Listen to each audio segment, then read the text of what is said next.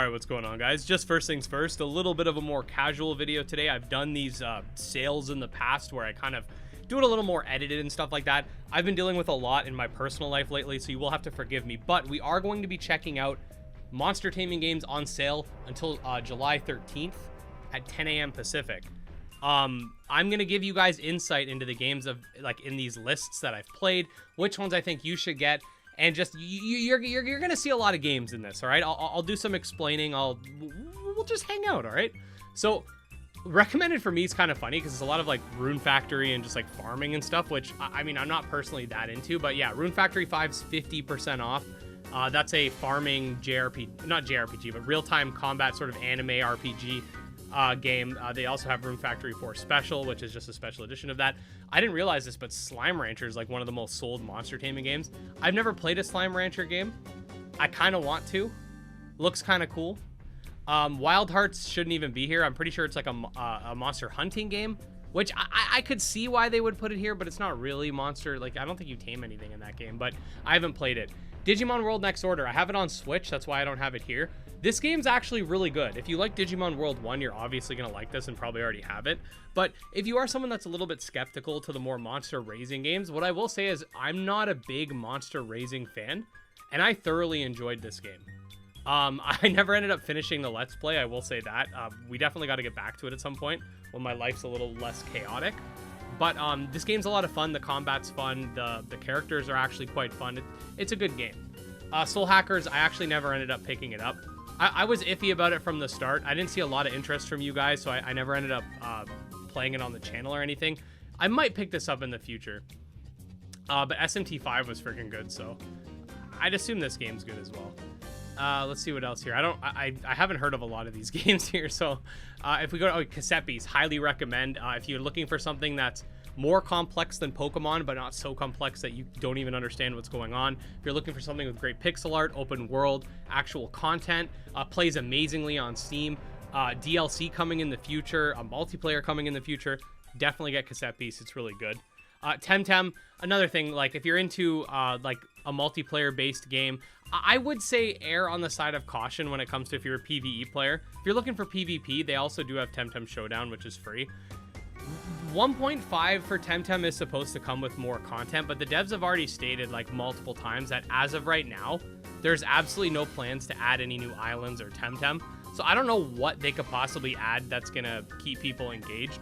But if you're just looking for a single player experience and that's the reason you're buying Temtem, or if you want to do PvP, you can check it out. The game looks nice. I'd say in terms of like story, it's pretty mid, but it's a nice looking game. The combat doesn't have RNG, so if you're into that, like it's not a bad game by any means.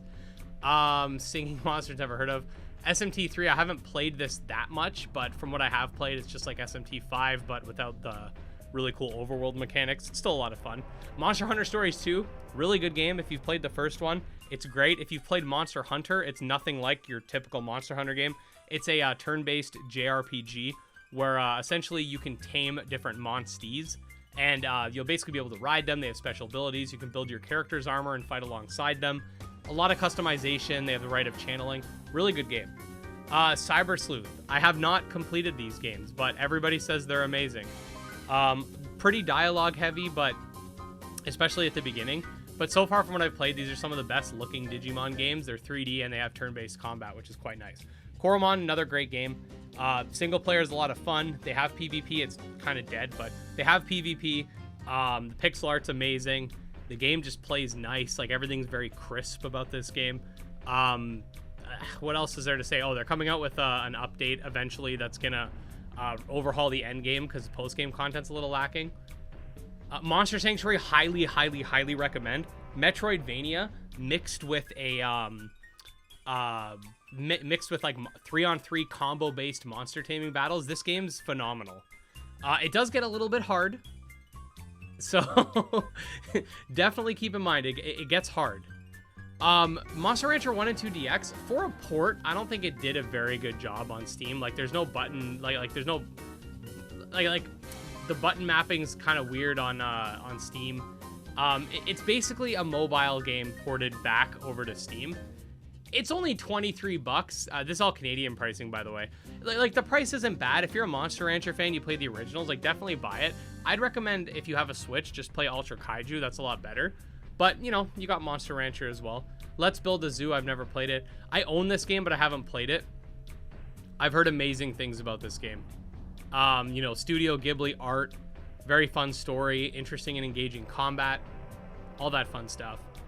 World of Final Fantasy, don't buy this. It doesn't work on Steam last time I checked. You'll launch it and it just won't work. The only way to play it, I think, is to either run it as an administrator or to actually go to the file itself. Like, not the shortcut, the actual file in your directory and play it from there. It doesn't work through the Steam launcher, and they haven't fixed it, from what I remember. Serial Ultimate, if you're into highly complex battles with a more like sort of like a NES/SNES kind of like art style, fusion, just tons of information and tons of like everything with randomly generated worlds and stuff like that, this will be the game for you. The Serial, like the dev's insane with the amount of work he puts into these games. It's a dungeon crawler. It's procedurally generated, turn-based, all that fun stuff. Some of these I've never even heard of. Nexomon Extinction, buy it. It's good.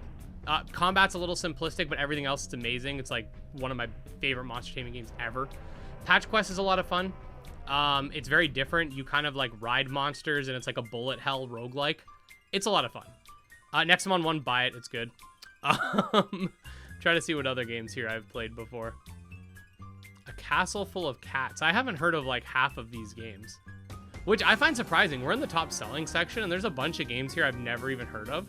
And like, for example, Monster Crown's below all these games that I've never heard of. Oh, Dragon Spirits I've heard of. Dragon Spirits is, we actually played it on the channel. It's a ATB monster taming game. I want more ATB games, so I think that's pretty cool. Monster Crown, I love the pixel art. I love the idea. It is buggy. I'm not sure how many of the bugs have been fixed. I haven't touched it in a long time. It's only $5 right now, Canadians, like $3 American or something like that, $4 American. For that low of a price, I'd get it. You know, even if it has some bugs, it's not like it's unplayable or anything. Disc Creatures, we recently played it on the channel. Really fun. If you're into like that sort of Game Boy Color aesthetic, I love it. Fate Tactics, you know, actually my buddy Barry bought this for me. I should probably check it out. By the way, Barry did a similar video like this. He beat me to it. And then he gave me the idea of actually going on the Creature Collector tag because I'm a little short for time recently. But Relegend, I've heard it still has issues. I've played it a little bit. It's like farming with real-time monster taming combat where you control a human while the monster fights with AI. It looks nice, but I haven't played enough to make like a full judgment on it. I've also heard Planet Centauri is really good. I'm always down for anything with like alien worlds and stuff like that. So you know, monster taming. I think it's a Metroidvania, or platformer, and there's dinosaurs, so that's pretty cool. Creature Creator, I've heard good things. I haven't played it. What the heck is Berry People? This is almost like so simplistic in its art that I want to play it. Okay.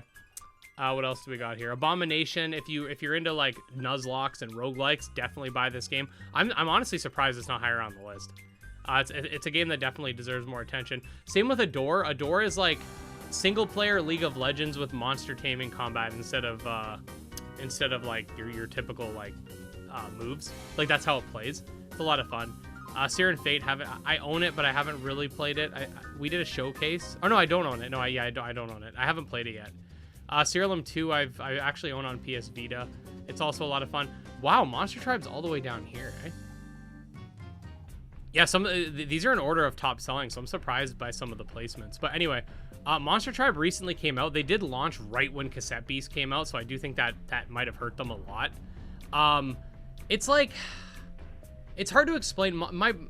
For me, Monster Tribe, it's like you have grid combat, and then you have like resource management and resource collection. It's like an open world RPG that takes some like almost like farming elements, but there's no actual farming. It kind of like doesn't really have an identity on that front.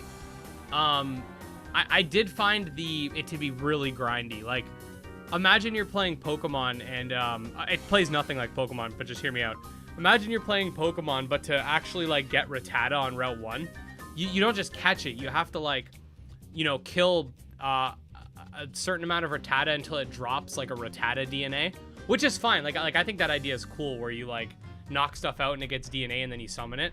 But it's not just like that. There's not that same level of consistency where every time you kill the first thing, it's going to give you the DNA. You have a chance to get that DNA. Then you need like rocks and wood and whatever else.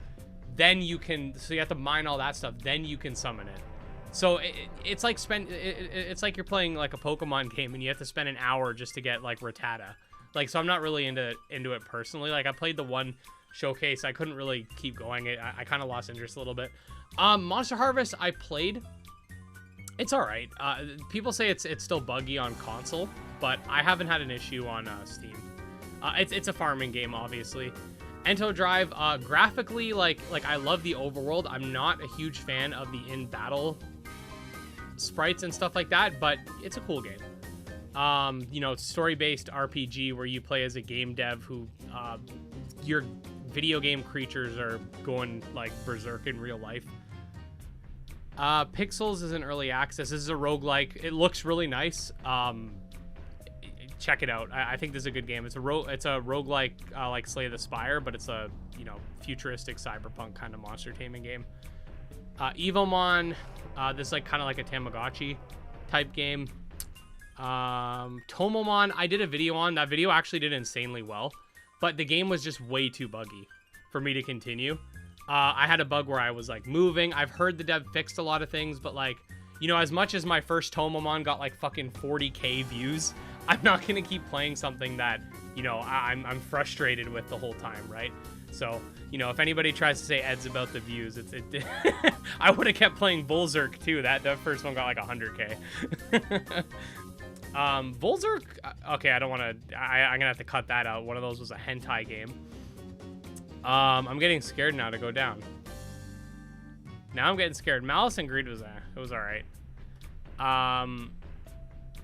Yeah, I mean, the further we get, I don't know a lot of these games. You guys could check out the Creature Collector tag if you'd like.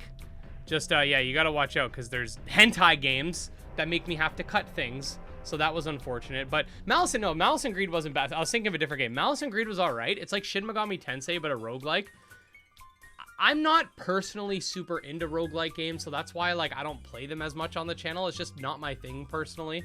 It's not because of the permadeath or anything like that. I just prefer, like, a world to explore and a story and stuff like that. I'm not super into, like, playing something multiple times over. That's just me personally. I get bored with it quickly. That's just how I am. But, yeah, that's pretty much, like, the gist of, like, a big chunk of these games that are on sale. Again, some of them are a little more risque than others, but you guys can check out the Creature Collector tag on Steam. Just literally type in Creature Collector on Steam and you'll find it. And let me know if any of these games are on your recommendation list and which games we didn't cover here that you think are cool. But other than that, definitely make sure to subscribe to the channel, stay up to date on all things monster taming. We just went over brand new monster taming games most of you guys never heard of yesterday. Definitely check out that video. And yeah, we'll see you next time. Peace.